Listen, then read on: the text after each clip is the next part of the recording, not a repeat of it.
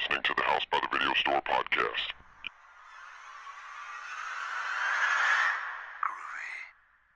There's no more room in hell.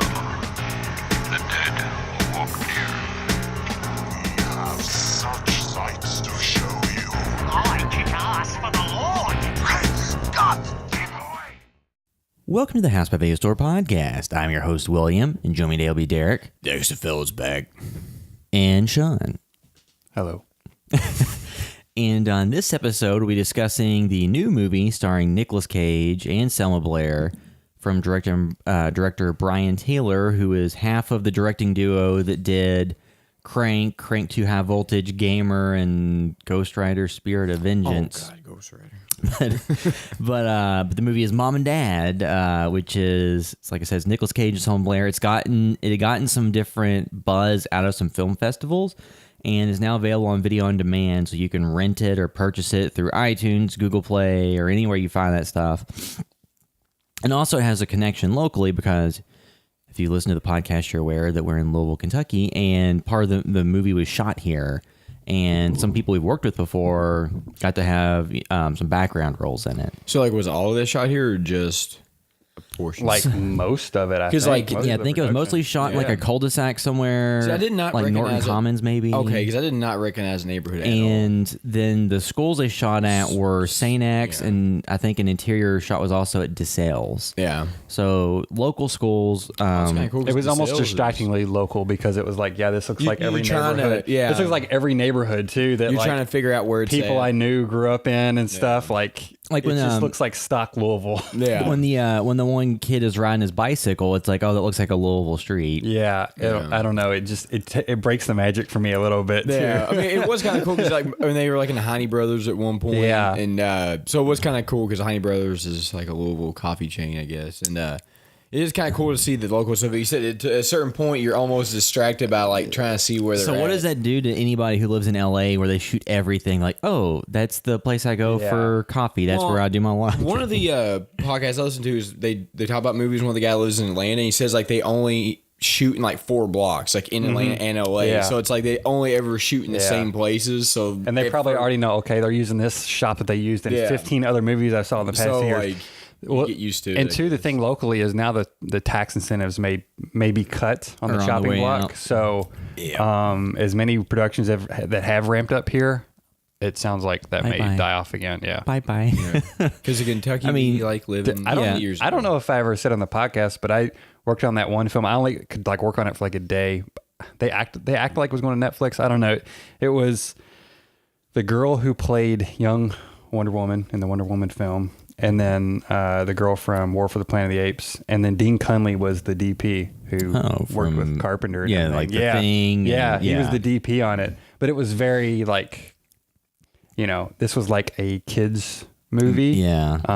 About like being a pop star and stuff, and it was like shot in Jefferson Mall in the Yeah. Macy's. So it was very the quickly, closed Macy's, yeah, it was very quickly set up and everything. Like, he's not building the milieu of a Carpenter film from the 80s with this film. I just feel bad for like people like, oh, we're going to go to Louisville and film in the mall, and they get there and it's like, oh, it's like, yeah, No, they knew that's why they got that Macy's because it's an probably empty cheap. Macy's. Yeah. So it was like their base too. And then they actually were building sets like, in the corners is of they actually were building cool. like a little stage for like a fashion show. And then for the mall, that's smarter. Then like, hey, let's rent out this yeah. Macy's. And then they had a big stage for like a band performance out in the center kind of. Yeah. But like all the walkers who like, the old people that walk the mall. Yeah. At one point, my job was to basically block people from like coming back there. And so many of those mall walkers were pissed off Oh, that 'cause they they had were to just go serious. straight instead of go around the perimeter of the closed Macy's, like just the front of the Macy's. Like, do you understand what this does to my step count? My But job. a lot of those people were really cool though, the older people. But yeah, it was fun. But it's it's one of those things where if you work in film production, like that has to be your life when you're working that because they work 12-hour days. Yeah.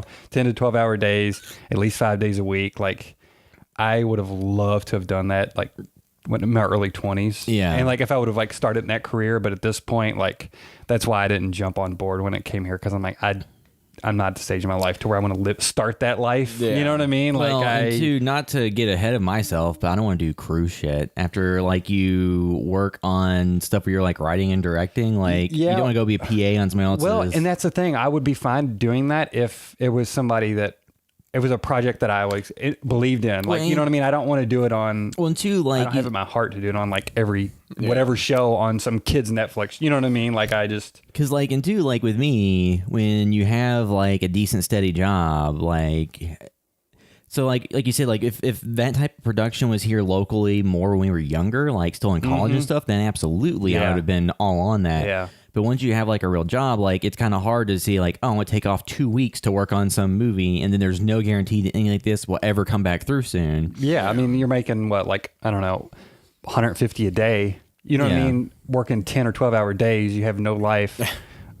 You know, like people are in it. That's awesome. Like I just married and I have a kid now. And Yeah. Yeah, you got, like, you got respect. Yeah. I can't do that. And like what you saying, I wish I could. If I have vacation time, I don't want to do that. You don't want to be working. working 60 hours a week. Yeah, I just go work like 4 hours on my own. And Yeah, go work 70 hours, and I mean, all these people do it because they are passionate about it, and which love is it. awesome. Yeah, but just like you said, It's- it gets to a point where it's like I got a mortgage and I got other stuff. yeah. to do. Well, and I two, like can't. at this point, like starting that career path, like you're not going to be a PA forever. Yeah. You know what I mean? Starting that career path, it's like, okay, I have to work how many years to get, or how many productions and how many years to get up to a spot where I'm making some good money, and then Yeah. I mean, too, like somebody like in our position, we would better serve to instead spend time like that just working on a short film. yeah. Because like yesterday, I was just messing around on YouTube and watched some of the old like David F. Sandberg short films. So he's the director that did the Lights Out short and then the Lights Out feature and Annabelle Creation. And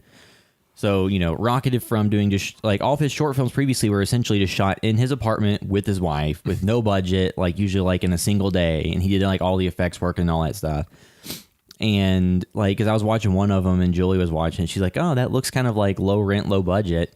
I was like, yeah, I mean, it was just him and his wife shooting him in their apartment and stuff. And he just like did enough of them to show that like he can pull off effective sequences, wish and he then just got had an his offer to wife. do an actual full length feature. Him and his wife shooting each other in an apartment. No, that's a different YouTube thing where the one guy died. Yeah, don't do that. Well, I was talking to actually the editor that did, you know, Hazard and some other stuff we've done, because I work with her on production stuff for non-film things, and we were talking about like, you know, overshooting and all this stuff, and shooting a bunch of projects. Like now we're working like with a 6-video series. We did it last year together too, and you know, I was like talking about things I've screwed up on shooting. You know what I mean? Like I was like, at least I'm learning through all this. Like, you know, you shoot different types of things and you make different types of mistakes. And she's like, yeah, I mean, it really is just like, she was reading some article, and it was like this art teacher or something that basically gave these students like a task. Like half the students, she said, hey, make this one piece of art, like clay thing, but make it focus on quality. And she had these other group of students say, hey, focus on quantity. But really the ones that focus on quantity ended up having better ones because they made so many mistakes and redid it. You know what I mean? Even though they didn't work on one so perfectly, because they were doing so many. So I mean, that's how short films are. You know what I mean? A lot of these people like David S. Sandberg, I'm sure doing all those shorts, he made so many mistakes, figured out so many things, and then still like all he had to do was make a couple to get him noticed, or, you know what I mean? Like one breakout one, and the people see some other of his good ones. Like they're not going to go pick out the worst ones and be like, well, this is his worst thing, so we should judge him on that. They're going to judge him on some of his best work, you know? Well, I mean, all of them seem to have gotten a decent amount of views at this point. So just, it's always interesting too, because like, you know, Julie worked on that movie recently where One like, Must Fall. Yeah, One Must Fall. So I barely got to see her during that. And it's just like you put so much time into movies. I mean, and that one too is like done within a, you know, it wasn't a super long short shoot. production, really. Yeah, I mean, it was like less than 2 weeks, and I think they still have other stuff to do. But it's just like most of your like lower budget level stuff. So like Mom and Dad, I would assume that there wasn't a ton of time spent shooting that movie, and we'll get to that when we discuss it. But you know, it's just. And two, like there's a lot of within the U.S. There's a lot of like tax incentives where they've tried to bring film production in different parts of the country in different states. I know Louisiana was doing it for a while, so there's a lot of stuff shot in Louisiana at some point, and then I think they got rid of their program and all that left. Is that where Get Out was shot? I don't remember. Was it in Georgia or I don't remember. I don't know. I just know like Georgia's one that's really heavy on it because Atlanta, so they've really built up their industry to be huge at this point. I mean, where like most of the DC or not, sorry, Marvel MCU stuff, Yeah. films. Tyler Perry's studio was there. Yeah. And then it caught on fire. I don't know where that's at now. I'm sure it's still there, but Medea burns down the studio. But then there's also like Cleveland doubles for the exteriors in New York all the time because there's like one little stretch that kind of looks like it. And then Toronto is used for New York all the time. But Get Out was shot in Alabama. okay, yeah, I know it was shot somewhere in the South. Yeah. Yeah, I did too. I couldn't remember where. Yeah, but that's all, more industry side stuff, which is just, interesting to think about when you have like movies. Because like I know everybody was freaking out back when that movie was shooting here because Nicolas Cage was seen at a Target or something. Yeah, and I think he paid for some stuff around because it was around Christmas. I think he like paid for somebody's stuff or bought a bunch of toys. Like he did something very nice, I remember. And he seemed like I kept seeing pictures on social media of him taking selfies with people. It seemed like he was really cool to everybody here. Well, and two, like that was because part of it was shooting around the time we were shooting that short film Ride. Yeah. And I was like, let's see if we can get Nicolas Cage. But I didn't even know where to look to find like the contact information for his agent or anything. So I was like, You just got to show up and find him. Yeah, it's like, come by for 15 minutes. We'll do yours in like 2 takes right now and shoot everything else later. But didn't happen. We used Corey instead of Nicolas Cage. And we're back after we had to have a quick cleanup after a spill of a beverage. Yeah, Derek. Coke. But before we get into discussing Mom and Dad, I guess we can just briefly touch on some of the Oscar news. So Get Out was nominated for Best Picture. And Jordan Peele was nominated for Best Director, and Shape of Water was nominated for Best Picture, and then Del Toro was also nominated for Shape of Water, right? Mm-hmm. And so that just says like 2 movies that even if you don't want to say, oh, they're straight horror, they're definitely genre films that could dip into horror, have been nominated, which is a huge change from recent years.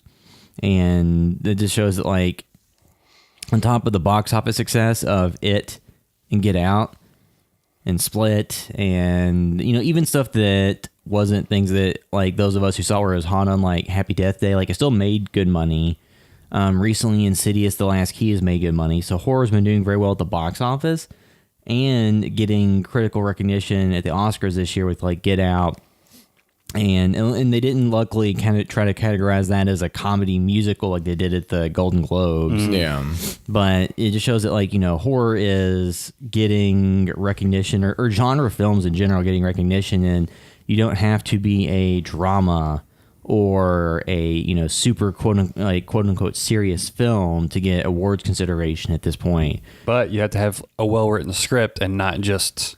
Yeah, you're some great camera work, and you know what I mean. Yeah. Like it's like there's a lot more to. I haven't seen The Shape of Water yet because I haven't been able to make movies much. But Get Out, like that script is extremely layered and really well thought out and written, and there's a reason why it was nominated. I wouldn't have been surprised if it wasn't based on the way how some things go. But it's cool to see that get recognized. And well, you also had like other stuff we covered, like Blade Runner had a couple nominations, like cinematography. Yeah, and they then Last Jedi had a couple as well. Technical stuff. Yeah. Logan had one for best adaptive screenplay or something, and I can't think of anything else that we covered that was on the Oscar list. But there probably is something else. I don't know.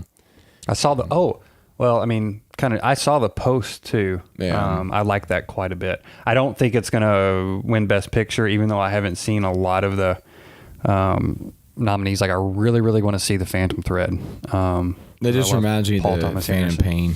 But we didn't go see that because I'm like, I don't know how Nicole will, I don't know where she's going to land on that film, Phantom Thread, because I don't know, you never know what you're going to get. I mean, I usually like Paul Thomas Anderson films. Like actually everyone I've ever seen of his, I've loved, but we like had a date night basically. And it's like, okay, I don't want to like go to the movie, risk going to the movies and something she hates, even if I love it, It's like The Post, Spielberg, Meryl Streep, Tom Hanks. I'm like, that's going to be a safe bet. And it was a really good film, but I don't know if it's going to have the spark to pull Best Picture at all. Like last year, it seemed like everything was going toward La La Land.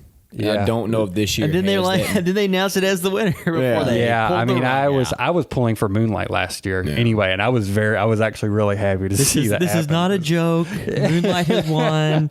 I think this year they said that one of the rules is like those handling the envelopes aren't allowed to have cell phones on them. Because I think the person that gave the incorrect envelope had been on Twitter oh my just right before God. that. So cell phones can cause mass confusion. Yeah. But I just wonder who the front runner is. I mean, I would assume that it would be Lady Bird because that seems. Well, like I hear "Call Me by Your Name."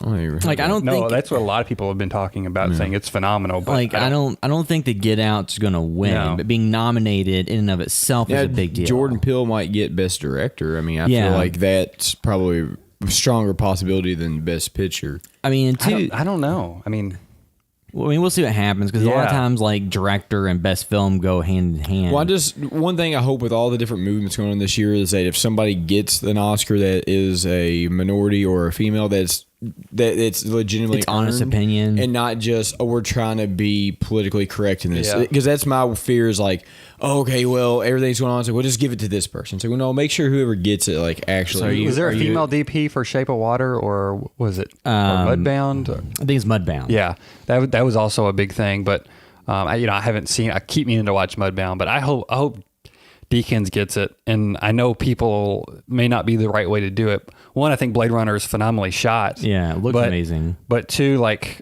how many times he hasn't won? Like like give the guy one. Well, it's That's like- not the way to do awards at all. Well, like- but Blade Runner deserves one No, it anyway. You know what I deserves- mean? yeah. Like, Well, they did that for Russell Crowe, didn't they? Because there was some movie that Yeah. everybody thought he should have won for a year or two before Gladiator. Yeah.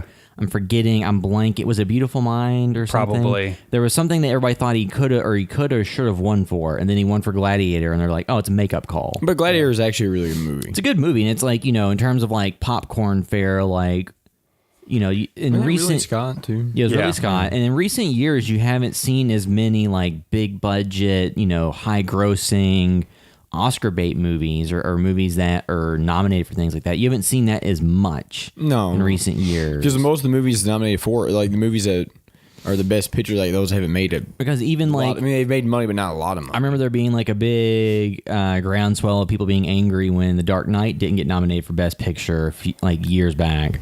Yeah. Because there was a lot of Dark Knight bros and fanboys. That, Well, I mean, honestly, though, you go back and look at it and say that movie of all the comic movies is probably the one that deserved to get something the most out of it.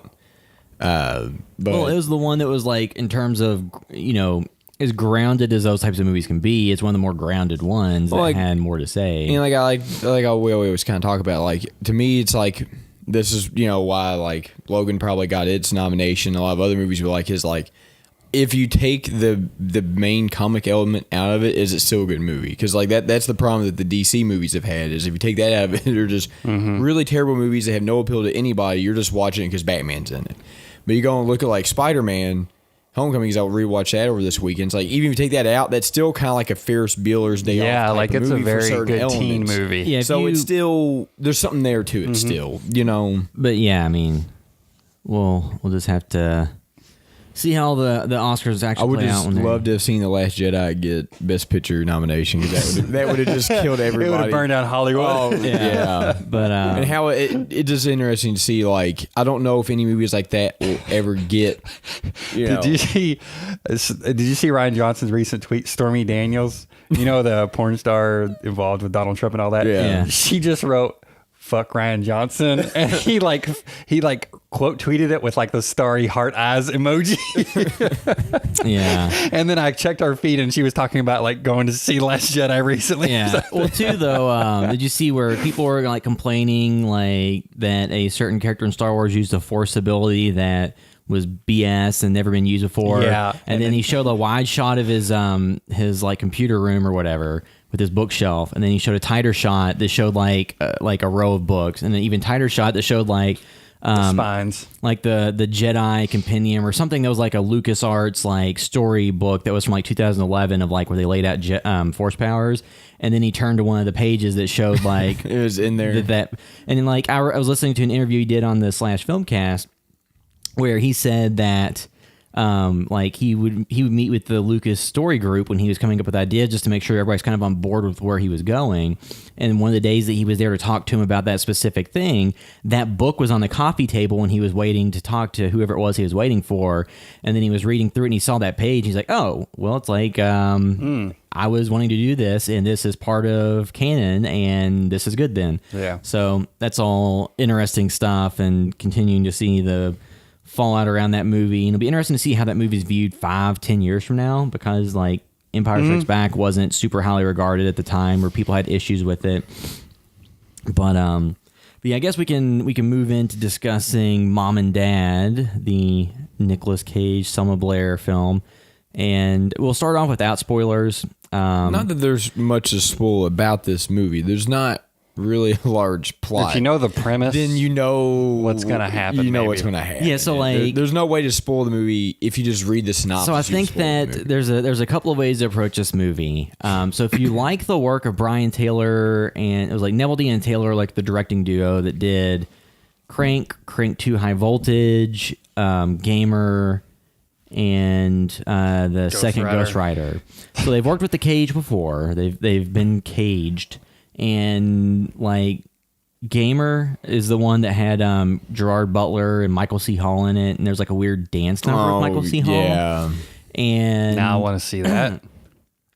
yeah, like it's an interesting movie, but you know, it was a big budget movie. I was surprised they got to make it, because it's essentially that, you know, people who are, you know, who've been convicted of things or volunteer, or I'm maybe misremembering it, end up being like real life avatars for people that can then control them remotely as part of a game.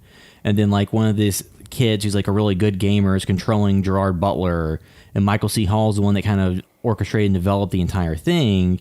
And he's able to make people do what he wants that are under his control. So like there's one scene where it makes you like a bunch of people dance or something, and it's kind of zany. When you said Michael C. Hall, for some reason in my mind, I was thinking Anthony Michael Hall dancing, and that's why I said I wanted to see well, it's about as ridiculous as see Dexter dancing or whatever. But you had those, so they're behind stuff like that. So if you're in on Crank and that type of aesthetic of just like, you know, hard beating like music and stuff happening for no reason, and I think Crank justified itself, and it was a great product of its time in 2006. This is kind of shot in a similar way. This Yeah. feels like 2006. But there's not. You know, this one feels like it's trying to bring some satirical elements into it. Yeah. Go ahead and like the synopsis is essentially what, like parents. a signal that comes through TVs and radios cause parents to want to kill their children. Yeah. So it's almost like if there was something else there, the satirical elements would have been stronger. Like I get that it's about the frustrations of maybe being a parent possibly and wanting to kill your kids and stuff like that. But like Crank was just all out, flat out. Here's an action film. Here's a premise, and it fits this style. And it was 2006. It was kind of wild to see the use of like GoPros, or you know what I mean, like that type Bunch of digital photography. Yeah, like there was a lot of different things they were doing. At this point, the cinematography and the feel of this film actually feels almost dated and just not really like inspired or anything. So that part of it didn't really draw me in, like- and the satirical elements didn't. Yeah. So It feels like to me like a bunch of guys at Spike are like, you know what, let's make a movie. And this is what they TV. made. And I think they it's- changed it to the Paramount Network. Well, yeah, Spike's dead now, but I'm saying like it means this, 2006. Yeah, like the Spike guy. Yeah, this is what this feels like. Like this to me feels like a movie of a guys that like had a really awesome time in 2006 or 2007. You know, like early to mid 2000s, and they got like I love Nicolas Cage, and without him and Selma Blair in this movie, I don't think it's even watchable. And two, I wanted more Nicolas Cage. Yeah. So You know, like and he was such a dirtbag in this movie. yeah, but which is cool. yeah, like he only works because he's Nicolas. Like, if it was anybody other than Nicolas Cage, you would hate the dad. You know? yeah. I mean, that's fine if you hate him anyway. But like, I think Yeah. that he's an interesting. He's an interesting character. But I just wanted more of him because honestly, Selma Blair's character, I don't think was all that super interesting. no, you it's know? just she made it interesting. I think. Yeah, she was but- fine. Her character really wasn't interesting, No. and the kids weren't anything other than standardly written kids. Yeah. His character, I think you could have funneled a lot of the, you know, satirical elements or thematic things through him, maybe. Yeah. And And I think there are people that will really enjoy this film. Obviously, there is. It has like a 70-something Rotten Tomatoes. Yeah, it has a good score. It's not a bad movie. And like Nicolas Cage has said is one of his favorite movies he's done in like the past 10 or 15 years. Now, like there is some scenes toward the very end that I think justify the entire movie and make it very worth it. I know we're not doing spoilers, so I don't want to get into them, but like there's different generations fighting each other. Yeah, I mean the ending is. I think the beginning is pretty good, setting up some of the stuff with Nick Cage and all that. Yeah. Once you bring in his family and stuff, I like that. There's some beats in here I do like. Like I said, it's just some of it just feels, I don't know. It almost feels a little half baked at times. Like the script needed a little bit more time. They needed a little bit more. I'm not saying justification, just something to give it a little bit more meat, maybe. Yeah. And two, just kind of. I don't know. It's like they didn't figure things out all the way yet. Well, they had a pretty good basis for an idea, and they didn't let it cook long enough. Yeah, and it just feels like once the signal and that stuff comes through, that it all just kind of kicks into gear, and there's really like I guess there could have been like a satirical element to it or more there to say. Like to me, so I think something that would have been amazing is you have the movie. And it plays out mostly the same way that it does throughout the rest of it. And then you find out like later on that Nicolas Cage had headphones in or something and was immune to the signal. He just went crazy.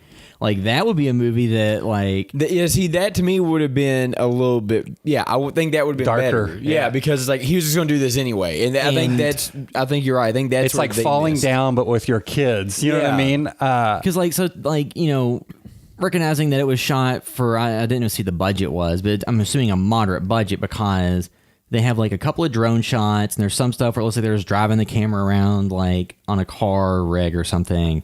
And then there's stuff that like nothing about it looks big and it's mostly shot in a house. Yeah. Like there is some stuff that takes place at those schools that are a school that was actually a couple of schools here locally.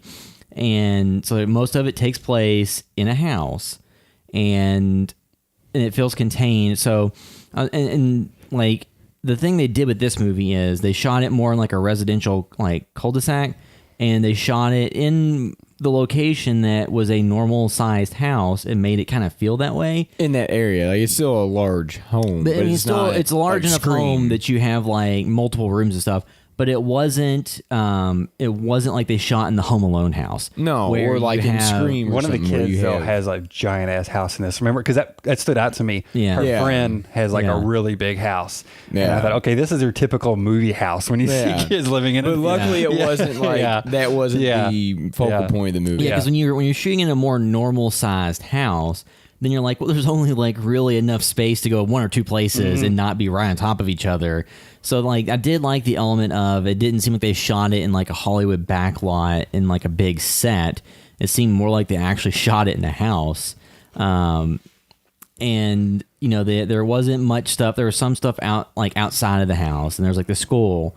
And then the school was something where I thought it was gonna be more crazy than it really was. Yeah. Because like recently I'd rewatched 28 Weeks Later because Julie wanted to watch it. And that movie has a scene that takes place in like a confined location with like a zombie infected outbreak that's like, oh crap, like that would be terrifying to be there, and that's what that probably would work like.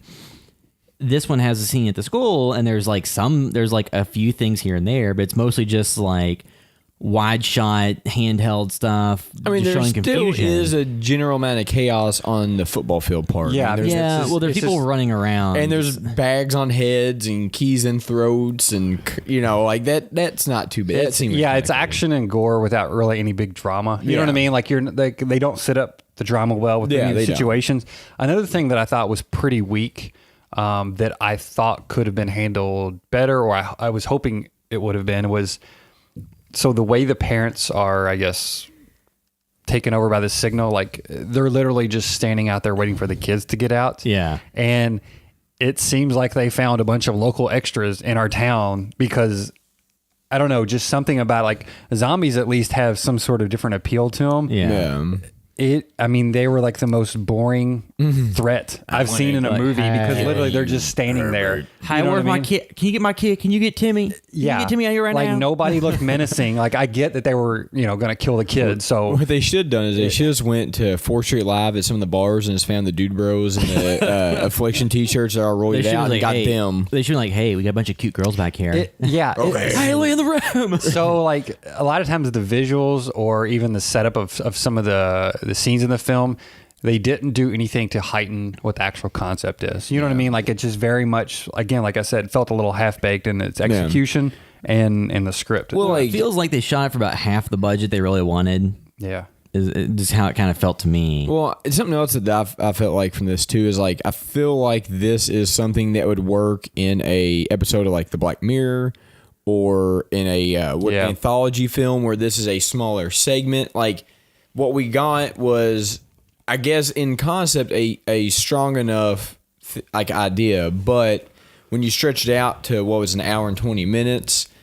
I just don't know. I mean, It if feels there's like the middle of it doesn't really go many places. Like And I there, feel the like a lot of Selma it Blair doesn't. plot line has some stuff that, it goes someplace a little bit. It's pretty cool. Yeah, it shows like the frustrations of, well, like you said, with her, it gets a little more in depth with her because it shows how like Yeah. nothing's the way she wants it. And, Nick Cage, like, you don't really see much of him outside of like a pool table So scene. there's some things with the movie that, without you being really big spoilers, just kind of like throwaway lines of dialogue. Yeah. Like Nicolas Cage mentions at some point that he used to make like 145,000. Now he only makes 45,000. Mm-hmm.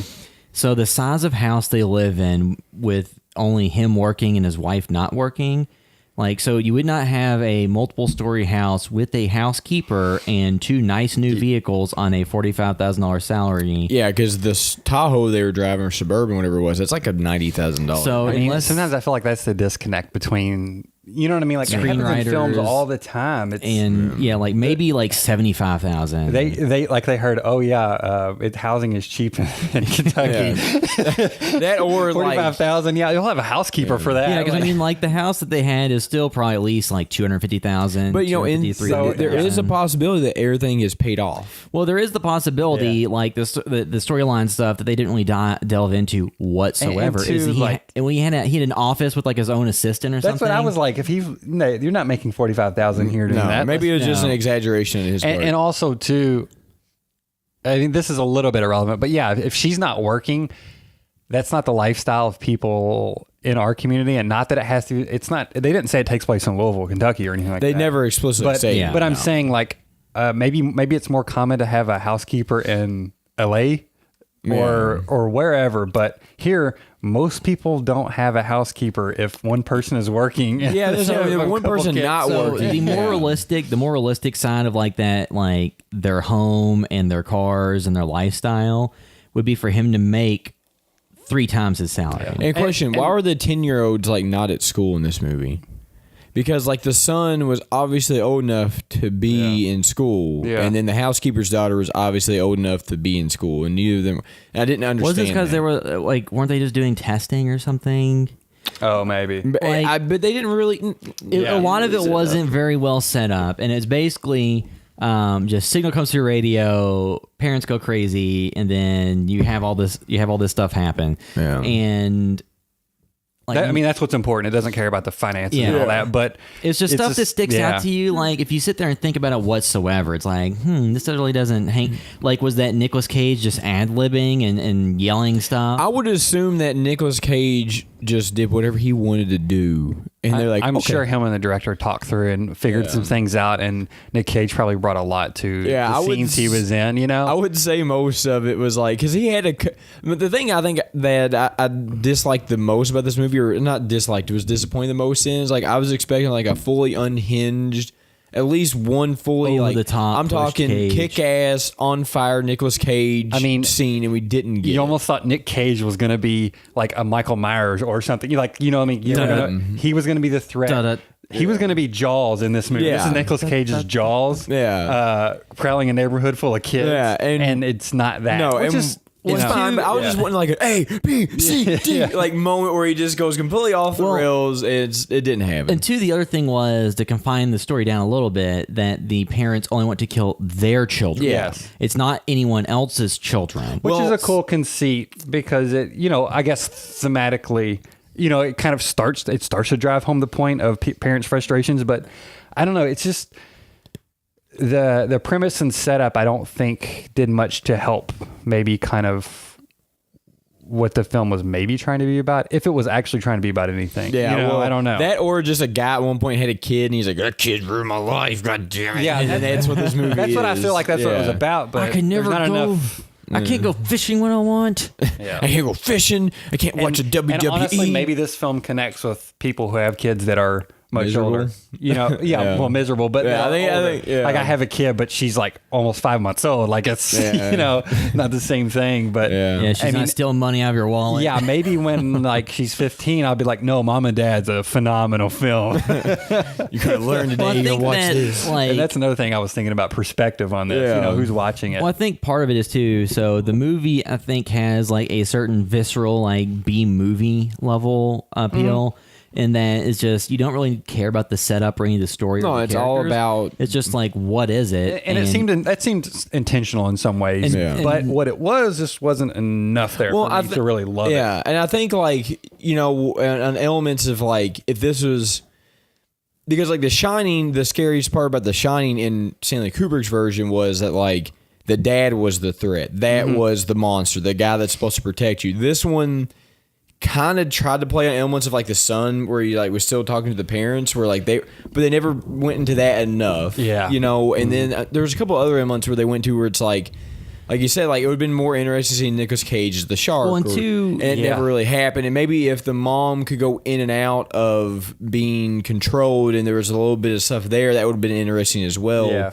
But it never. Or just the conceit that they've done in tons of films where, we put in earplugs. If the earplugs fall out, you know what I mean? Like I'm in trouble or something like that. Kind of like, Get Out even played with that. Like, So and another good thing too, like about this is that, when kids are scared, of course they want to go to their mom and dad's. Well, in this situation, none of these kids can go to their mom and dad. Yeah. You know what I mean? Like they are the threat. Like Yeah. I appreciate that, but I just don't think the execution. Yeah, is they there. didn't play on it enough. One, two, like the movie isn't that long either because it's It did not feel very long It's an hour either. and 23 minutes, including credits. So, it's Which not is a bonus. Yes, I mean, like for a movie like this. So I think if this goes to Netflix and stuff like that, then I think that it could have a lot of appeal because it's not a super long watch. If you take out the credits, it's probably like an hour and 17 minutes or something. So not super long, less than 80 minutes to actually watch the movie. And it does go by pretty quick. And it goes by pretty quick. And you got some zany Nicolas Cage stuff. And you got, like I was looking, I was like, is Selma Blair like too young for Nicolas Cage? They're relatively close in age. Like she's 45 and he's like 52. So they're not that different in Nicolas age. Cage has lived a rougher life. That's what it seems like. I mean, he's got a ghost house. And now with Nicolas Cage though, in this movie, I feel like even though in real life he's like in his early 50s, they made him seem like he was more like late 30s, early 40s with the way he talked. Because he's like, well, I wasn't, I was your age not that long ago. Like they always emphasize. It's like, And then, so like things I'll say, like, I guess we can just kind of give some general thoughts and then give our score and move into spoilers. Things that to me, I thought were, like when I watched it, I was like, I'm assuming that was just to check a box on a studio wish list or director's wish list. There's unnecessary like topless scenes that are just kind of cut in as insert I shots forgot for about that. no reason. like I said, to me, that goes into like that. That's fits like in this- a 2006 movie. Well, that is very much in the style of like Crank and Crank 2 High Voltage, like the kind of boobs literally being shoved in someone's face for no reason right in front of the camera. It's like you could have cut that and had the exact same effect. And then the music in it, like to me, the music was a weird mixture of kind of like light synth, but then it went into like parts of like dubstep rage music and stuff. So like the music was, good enough. It was better than kind of stock, because I think I was talking yesterday about the movie Burying the Ex, the Joe Dante movie, and I mentioned on the podcast before, to me the kind of generic stock music in that movie ruined the experience beyond anything the story and the characters did. And this one, it doesn't do that. It just doesn't really add anything to it. To your point, I literally remember none of the music. I remember just watched this specifically, last I don't night. know who did the music for it, but it was a specific name. Like somebody did all the music for it. Yeah. I remember that, and it all felt like it was from the same person. Yeah. But yeah, it did. I don't remember any of it. Not bad. I mean, it wasn't terrible, but it did not elevate the Yeah, I mean, stuff. not No, bad. yeah, They probably no, did what they were asked to Yeah. do. It's just I think that maybe like an orchestral score maybe could have pushed some of the stuff a little bit better, but that's not the style of the director based on the past stuff they've done. So, I mean, it's just the movie didn't leave me with much in the way of like visuals I really remember or anything. It just like the overall package is like exploitation kind of B movie made in the current day that you can tell, like, while not a micro budget film that was shot for under $100,000, was obviously not some big, $30 million plus movie. To me, it felt like it was probably like under $5 for sure. Like if Get Out cost $4.5 million, there's no way that cost the same for what they did. It seems like it would probably been like $1 or $2 million or Unless Nick something. Cage was like, I want The $4 entire million. bu- yeah, yeah. you know what I mean. Like I would imagine something Nick Cage on those types of movies probably gets like a decent upfront salary, but then gets like back in residuals at a higher percentage or like money off the top. Yeah, or but something. if he knows he's not getting residuals off like these 4 or 5, you know what I mean, like Yeah. lower budget films he's doing that aren't going to be wide release or big marketing pushes for. Yeah. Like I saw somebody say like, oh, their theory was that he was doing all these films, like doing 5 a year, so he could pay off all his debts and get back to making the big Hollywood films. But it's like, I don't know what his trajectory is going to be after this. Well, like, Yeah. He seems to be doing a lot of indie films and enjoying himself. Well, yeah, and I wonder too, like with that is like, could he have a career? Because it is weird that he is an Academy Award winner, but then he, but that was so Yeah. far. I mean, removed yeah, that's from- how a lot of, And it- And it wasn't that long ago he was in like National Treasure 2. That was like Well, that's what I always wonder. Like, where did that stuff go? he had said like in recent months, like within the past 6 months, he was at some film festival or convention or something, and somebody asked him about National Treasure 3, and he said they're still trying to get a script to the place that they like, and that's the last he heard of it. Yeah, I mean, I don't think he's shut out of Hollywood. I think if the right project comes along, they'll absolutely throw. Somebody would use him for what that. He but- needs is what Tarantino did to John Travolta in the '90s. Needs to Maybe he'll happen be to in him. the Tarantino movie about the 60s that's coming up. Yeah, with yeah, Charles he Manson just- stuff. Imagine Nicolas Cage as Charles Manson.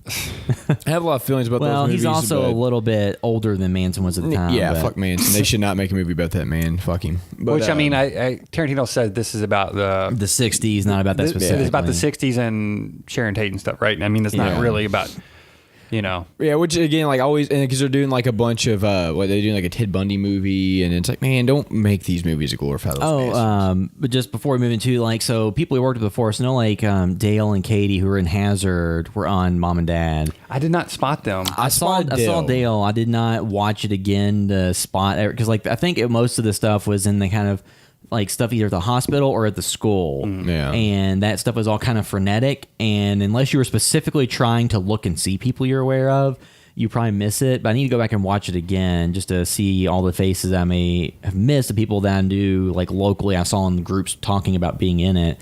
But yeah, I guess we can give our scores, then move into the spoiler discussion. So out of 10, I give it like a 5.5. Like entertaining enough that if you want to watch it, if it's on streaming services, then go ahead. It's not a long watch, and there is entertainment to be found. It's nothing groundbreaking, and nothing that makes me think that the director Brian Teller is like a can't miss person going forward. Because I think the aesthetic you saw in Crank and Gamer and stuff like that is still here. And if you don't like that, it's just you're not gonna. I don't think you're gonna be brought around on the style. And this is not a better film than Crank, I don't think. No. I liked Crank quite a bit. It's similar milieu, just a more contained movie, and not kind of because like Crank 2, they had like cameras on remote controlled cars and people on rollerblades and stuff, like crazy camera work. This is a little bit more confined and standard. There's more cinematography drama to this, so you got plenty of moments where it's just cameras just sit there and Yeah. I don't know. It's not as high energy. Yeah, so Derek, what would you give it? Yeah, I mean, I would say I was a little disappointed with it. I think where you said I'm gonna give it a 6. I think honestly, just something we talked about. I think if you took Nicolas Cage and Selma Blair out of this movie, I honestly don't think this would be watchable. I think with them in it, like having good enough actors to lead it, like it works. But if you took them out of it and it just fell on some, mid-grade actor or bottom-tier actor, Yeah, an it open would- casting call. Yeah, I just decision. do not think this movie would have any watchability to it whatsoever. Because like none of the kids in it, the girlfriend or the girl or her boyfriend, they weren't very good. The little boy in it was annoying. Like I the kid don't. actors, nothing stood out to me about them. Yeah, they were just annoying. Like I don't know if I mean, they didn't do a bad job. It's just like you want to watch a movie centered around them. No, Again, like that I was said, I don't think they were writing. well written either. You know, Yeah, I that think was they were some of just it. they were standard stock kids, and they Yeah. were there for. But like the acting styles they do, where it's just like to me is like very 2006 MTV ish. It's like I mean, it does have a feeling that like mid 2000s era type. because like the way the one of the girls is anyway 6 out of 10. We'll get Yeah. into more of it. Yeah, I mean, I think William kind of nailed it. Like if this was on a Netflix service, I think give it a watch. Oh, yeah, absolutely. And you'll think, oh, that was a fine movie. It was, if you watch a lot of Netflix Yeah. films and you're used to that mixture of quality, some are hits, some are misses. I was actually going back and forth between 5 and 6, but yeah, I mean, I probably would end up going a 5 because I don't expect to really watch this again. Yeah. So I mean, again, a lot of people seem to like this. Some people hate it too. I saw a lot of 1 out of 10 See, on IMDb, and I totally get that too. Like if there's I can see how it's easy for some people to see no value in this. Yeah. Really. Well, I mean, there's big aesthetic decisions that are made in terms and if of it doesn't swing your way, Yeah. it can be a total turnoff. Yeah. Yeah, so we'll discuss a little more here in the spoilers. So before that, if you're listening via iTunes, you can do us a huge favor and leave a review there. That helps other people find the podcast. If you're listening via YouTube, we always enjoy seeing comments there and any of the feedback that we get. You can always send us an email at podcast@housebyvideostore.com. You can find all the work we're doing at housebyvideostore.com. You can find links there to our social media accounts, to Facebook, Instagram, YouTube, Twitter. Make sure to follow us for sure on Facebook and YouTube because that's where all our videos get posted and new things go up. And then follow us on Instagram at HBTVS_official because we always have stuff going up there. And then if you want to find us specifically on the internet, you can find me on Twitter at William Caps. You can find me on Twitter and Instagram at MetaWorldEric. At Blevin Sean on Twitter. Yeah, so now we'll move into full spoilers for Mom and Dad. I don't think this will take too long because I really. There's not. I don't have anything to bring up. Really. the spoiler thing. So Lance Henriksen being in it for all of 2 minutes. Yeah. Well, that was enjoyable though because like when the parent, that's to me is like when the film worked its best because Yeah, you bring 'cause- in the different generations. So Nicolas Cage, it kind of like snaps them. At first, I was like, okay, they bring them in, it's going to snap them out of it. And I you're gonna- kind of knew where it was going. Yeah, I thought, okay, in the that's cool. trailer when they said, "Oh, it's grandma or whatever, grandpa," it's like, "Oh, I knew." It was like, "Oh, okay." So the parents are going to try to kill their kids. Mm-hmm. So you're going to have like a parent trying to kill a kid, trying to kill her kid, yeah. and like the set piece in the garage with the Trans Am and Nicolas Cage and Lance Henriksen and the kid, like that was effective. Like that was Yeah. fun. Well, it's funny because like Nicolas Cage is like howling like a dog at whatever point he's getting something like or, and then the dad's Yeah. like, "You pussy over there, I've been a nom or whatever," and then He's like, "I've been that in was- wars." Yeah, what have you done? Like that was enjoyable, and like as soon as they open the door, they spray him in the face with pepper spray and Yeah. stab him with a knife. Like that was Yeah. funny and effective. I love Lance Henriksen. So yeah, I think I remember Lance Henriksen, dies on the front of the car. Yeah. I don't remember the end of this film now. Like did There Nick was Cage no- die? wasn't So the end of the ending film. of the film is so when Nicolas Cage like pulls the car out or whatever, he hits his mom and she flies over the top of the car. yeah, you see Yeah. her Lance face Henrik- come through. That Lance was good. Henriksen smacks on the front of the Okay, car I and remember dies. that. And then He's knocked out. So then the mom got knocked out by a shovel by the boyfriend. by the boyfriend who got his like face like stabbed. He had a bad day. So then the next part is Nicolas Cage and Selma Blair wake up tied to a post in the basement, and the kids are sitting there asking if they're back to normal. And then they're That's like, right, yes. no, and then they're like trying to get loose, and then the movie ends. Well, it- she's like, "We love you" or whatever, and Yeah. then Nick Cage says something to signify he still wants to kill him either Yeah. way. Yeah. Yeah, So- okay, I remember that now. So like that was Very weak the ending. ending was a non-ending. It was setting it up for. I don't think there'll be a sequel. I mean, maybe there will be like It's- Mom and Dad okay, too. again, I don't think it's a fully formed idea. Like they didn't Yeah. know how to end it Yeah. because they didn't know really what they were making. They just knew like, oh, what if parents killed kids? Or And- too, the idea that Nicolas Cage wanted to do it all along, saw an excuse and took advantage, and then even after the signal and all that Yeah. ends and wears off, he's still Yeah. trying to kill people, and they're like, oh, he's just crazy. Yeah, I mean, see, and if that was like, if that is like a theory, and I could see that working, like they should have sold that better because again, if they would have brought that to the forefront Yeah. or hinted at it more, it would have made a much more interesting film. Yeah. like if he had hearing problems and you knew he had a hearing aid, but he Yeah. had it like the battery was dead, like Yeah, like Yeah. that's where like, those little small Yeah. details that would have taken a minute to put Yeah. in the movie would have played dividends at the end. Yeah, not the spoiling, but like there's a moment, get out. You know what I mean? Yeah. Where he's like something like that. Like Yeah. you know, like that would have Yeah. been very cool. So it's just I mean, like the Nicolas Cage like is over the top, and like the hokey pokey scene where he destroys the That pool was table. a good Nicolas Cage scene. And that was before he was like possessed by the signal or whatever. Yeah, he was just- definitely unstable because, and then like there's a scene where he is talking to his son about where the son put some type of animal in the back and it died, and then they're sitting there talking. He's like, "If you ever touch my car again, I'll effing kill you." And it's Yeah. like, so he you know, I like mean, they're it building the was- seeds for that, but I just Yeah. don't think it really, was sold all the way. Yeah, and you have the most perfect guy in the world to sell it. You know, and just tell Nicolas Cage like, do your thing. Well, And too, don't, there's you know. scenes where he's like telling the kid, he's like, I don't know if you'll make it to 10, because I guess the kid's 9 years old or Yeah. something. Yeah. So there's just moments where you show like he's slightly unhinged. And then he gets hit in the head with the tennis ball and he just acts real crazy. You know, there's just the kid kind of like freezes up. Yeah. So I mean, there's parts of it where they just like you said, there's seeds sown for stuff. It doesn't really go far enough. Yeah. But I think that the movie is really meant to work just on a visceral level, and just I think the lack of a finite ending hurts that, because there's really no conclusion to come away with. It's like the parents are alive and the kids are alive. And because like at one point it looked like Nicolas Cage is going to have like stuff embedded in his face for the rest of the movie, and then it's gone. Well, like, it two was like scenes Fruit later. Loops, though. Is all. Oh, I couldn't tell what it was. Because that was a very Home Alone-esque moment, because they take a hose off of the. Well, yeah, I heard people complaining that if there's enough gas in there to do that, everybody would be passed out anyway. Yeah, but anyway, they funnel natural gas into the basement through a water hose, and the kids are trying to think of a way to get out of the basement, which So they set up a contraption where when they open the basement door, it'll yeah. strike a match, and they manage to find some type of escape route to climb from the basement up to the first level of the home, which really I've never known of a home that has like some type of was like opening a between the huge home. basement and the first floor. But so then the kids get out, and when they open the door, it strikes the match, and it blows up, and Nicolas Cage gets blown against the wall. through the wall. Or through the wall, and like some mobiliar gets like thrown around. Yeah. So yeah, I mean, like overall, the movie doesn't go crazy enough with its premise. Yeah, my biggest issue with the movie is they have a Sawzall. And he's like, saws all. No, well, not just that, but like they're trying to get into the basement, which And they're is just like touching it on the door. there's a standard wooden door. Yeah. And like my thing is like just break the doorknob Kick it. off. Yeah, or kick it. But anyway, they cut a hole in the door with the Sawzall.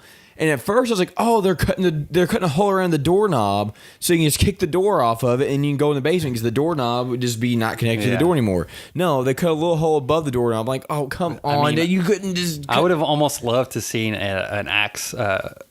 Here's Johnny moment Yeah. with Nick Well, Cage. yeah, that's what I was just do a kind of call back to The expecting. Shining, like Or- even if he was self-referencing The Shining. You know what I Yeah. mean? Like a funny moment would have been if they're ineffectual office drones, or if Nicolas Cage is an ineffectual office drone that doesn't know how to do anything, and his wife is a stay-at-home wife that doesn't have a job or do anything, that when they have to try to be handy with the tools they have to They get to the can't house, use them. Yeah. they don't know how it works. Like Yeah. that would have been funny. But then Nicolas Cage built his own pool table, so Yeah. he apparently is handy. I was looking for Sawzall in the garage. Yeah. Yesterday or 2 days ago.